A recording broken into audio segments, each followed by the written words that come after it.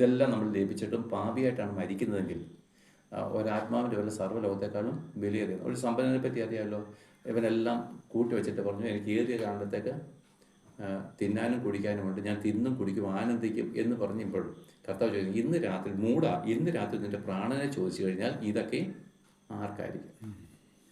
അപ്പോൾ ദൈവത്തിൻ്റെ ചോദ്യം, നീ ഇതെല്ലാം ചെയ്തിട്ട് എന്നിൽ നിന്ന് തന്നെ നീ പ്രാപിച്ചത് എന്താണ്? സമ്പത്ത്, ജോലി എല്ലാം നീ എന്നിൽ നിന്ന് തന്നെ പ്രാപിച്ചത്, ഞാൻ തന്നിട്ടല്ല, നിനക്കില്ല. പക്ഷെ നീ ഇന്ന് മരിക്കുമ്പോൾ നിത്യജീവനെ പ്രാപിച്ചോ, പാപമോചനം ലഭിച്ചു. നീ എൻ്റെ ആത്മാവിനെ പ്രാപിച്ചിട്ടില്ലെങ്കിൽ നീ ഇന്ന് മരിച്ചാൽ നിന്റെ നിത്യത എന്നോട് കൂടെ അല്ല. അപ്പം നീ എന്നോട് കൂടെ ജീവിക്കണമെങ്കിൽ ഞാൻ അത് നിനക്ക് തരും. എന്ത് തരും?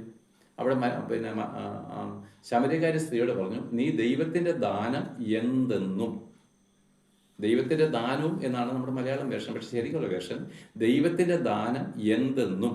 ദൈവത്തിൻ്റെ ദാനം എന്തുവാ? ഇതാകുന്നു അവൻ നമുക്ക് തന്ന വാഗ്ദത്തം, നിത്യജീവൻ, പാപമോചനം. അപ്പൊ ദൈവത്തിന്റെ ദാനം എന്തെന്നും ദൈവം നിനക്ക് തരുവാൻ ആഗ്രഹിക്കുന്ന പാപമോചനമാണെന്നും നിന്നോട് കുടിപ്പാൻ ചോദിക്കുന്നവൻ ആരെന്നും നീ അറിഞ്ഞിരുന്നുവെങ്കിൽ.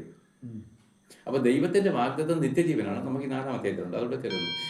ദൈവത്തിന്റെ വാഗ്ദത്തം നിത്യജീവനാണ്. അത് തരുവാൻ കഴിയുന്നവൻ ആരാ? അത് ഞാനാ. അപ്പൊ നീ എന്നോട് വന്ന് നിത്യജീവനെ ആഗ്രഹിച്ചിട്ട് നീ എന്നോട് ചോദിച്ചാൽ ഞാൻ നിനക്ക് തരാം. ഈ നിത്യജീവന് വേണ്ടി ക്രിസ്തുവിന്റെ അടുക്കലേക്ക് വരുന്നവർ മാത്രമേ പിതാവ് സ്നേഹിക്കുന്നുള്ളൂ. യഥാർത്ഥത്തിൽ പിതാവ് എല്ലാവരെയും സ്നേഹിക്കുന്നുണ്ട്, ഇല്ലെന്നല്ല പറഞ്ഞത്. പക്ഷെ ദൈവത്തിന്റെ ആ പുത്രനിലേക്ക് വരുവാൻ ആഗ്രഹിക്കുന്ന ഹൃദയങ്ങളെ മാത്രമേ ദൈവത്തിന് തൃപ്തിപ്പെടുത്തുവാൻ കഴിയത്തുള്ളൂ.